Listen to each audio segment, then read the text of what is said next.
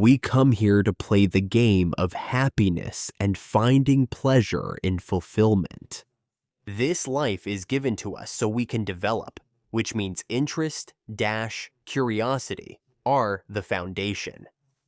Each of us is born into the family we were born into, with the parents we have, and they are the ones who make us who we become. As soon as I started looking at a situation I was unhappy with, it turned out that this very situation was important for the circumstances we were in. If it is said that everything that happens is from God, and everything from God is for the best, then why am I not satisfied with it at this moment?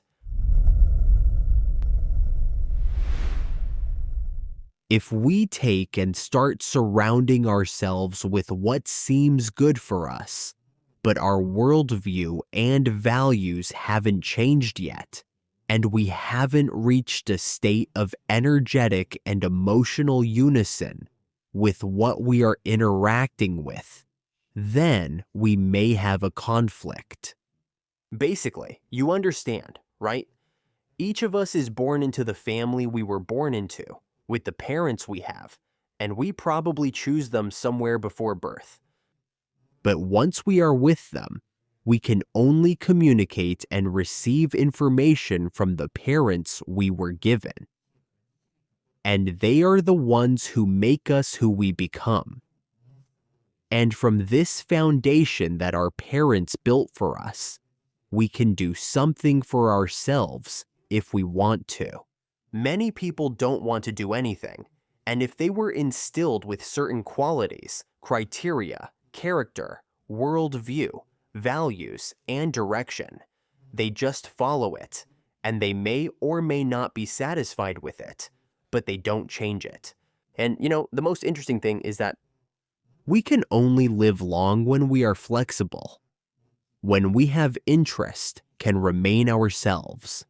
And that means the focus of attention, which is created by our interest, our wishes, and our development, and the acquisition of new skills, which will give us those new energies that will renew our physics. And at the same time, we must understand that this life is given to us for development, which means that interest or curiosity is the foundation of this life. And most importantly, we shouldn't associate ourselves with what we have, what we've learned, who we've become, or the abilities we've acquired or were born with. And in that regard, we get stuck. Well, I certainly do. How do we determine that we currently associate ourselves with something? It is very simple. We start to judge, we start to compare, and we start to have grievances and feel dissatisfied when something does not happen the way we would like. This means that we have started to perceive the world not through curiosity, interest, focus, love, growth, transformation of the world, and the awareness of what is happening, how it is happening, and why it is happening that way. And we start taking it and evaluating it from the position of certain knowledge, from the position of certain beliefs. And that means these beliefs and this knowledge have taken hold of us. So, look, as soon as our emotional background kicks in, where we react to something with our own attitude, this means that it is not us reacting, but rather the laws, the beliefs, the values, and the associations that we have let inside and have begun to identify with. It turns out that each of us can only be love, nothing else, which means we can only react to everything with love and nothing else. And this means that when we communicate with people, interact with the surrounding world, nature, animals, and weather conditions, ideally, we can perceive all this with love. And so, you see, even the point I just touched upon, longevity and youth, they are directly linked to our beliefs, because as soon as we settle into a state of stability in certain concepts, we trigger entropy. Because the world around us, well, how does it evolve? It is constantly changing, and as we start to evaluate it from stationary points, the further it moves, the more it seems like chaos to us if we evaluate it from reference points or from some dogmas and postulates. I want to tell you that for now, I am trying to find tools that help me break free from the dependence on definitions, knowledge, judgments, condemnations, grievances, and dissatisfaction regarding what is happening. Because as soon as I started looking at a situation I was unhappy with, it turned out that this very situation was important for the environment and the circumstances we are in. And if we change it the way I would like, it will have huge consequences, not beneficial for society, and, let's say, for me either. So every time I asked myself, wait, if circumstances turned out this way and I don't like them, and I want to stomp my feet, get angry, and complain about why it happened this way. And if it's said that everything that happens is from God, and everything from God is for the best, then why am I not satisfied with it right now? I start looking and realize that I am viewing it from a flat perspective, from a one-dimensional understanding of how things should be right now. And when I turn the situation around and look deeper and more broadly, it turns out that this is the best option of what we have, and from the positions we can rely on to make decisions or to transform ourselves in some way. So, I want to tell you that we always take everything to the extreme, and only after this do we either change or, well, let's say,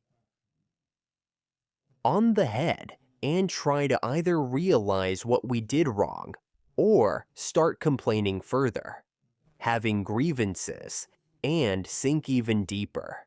And there is a moment when we sign a contract that we are ready to have the external, but agree to give up the internal, and that is that state of sensual love, which does not depend on anything, and it forms the events in which we live. And in this case, our sensations, our values, and our feelings are sacrificed for the sake of, for example, material values, or for the sake of power, or for the sake of influence. And this leads us, once again, to the point where we either age, get sick, and die.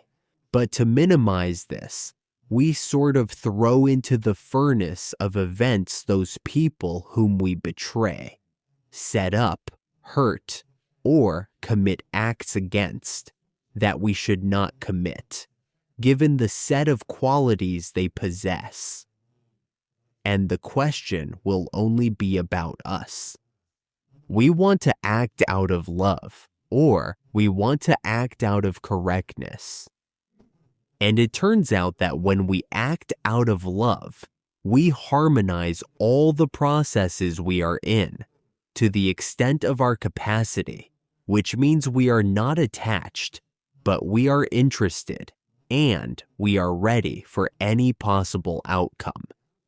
And at the same time, we are involved in events and remain calm about the worst and best outcomes, treating it as a game, rising above events and situations, becoming an observer with the awareness that there is no such thing as death, only a transition to another state. And we come here to play the game of happiness and enjoying our fulfillment. And it turns out we need to create a space and conditions in this playing field where it is useful and interesting for us to do so. And it turns out that when I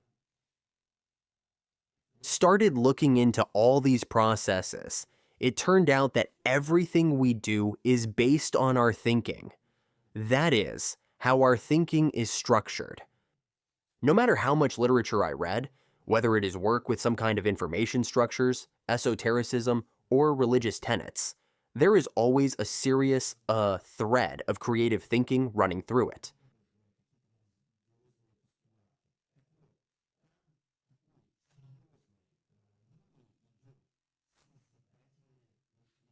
That is, when we think creatively, when we act creatively. And this creative action is the foundation of foundations. And that means we need to decide for ourselves what we can specifically do in this world, what we can do in this world.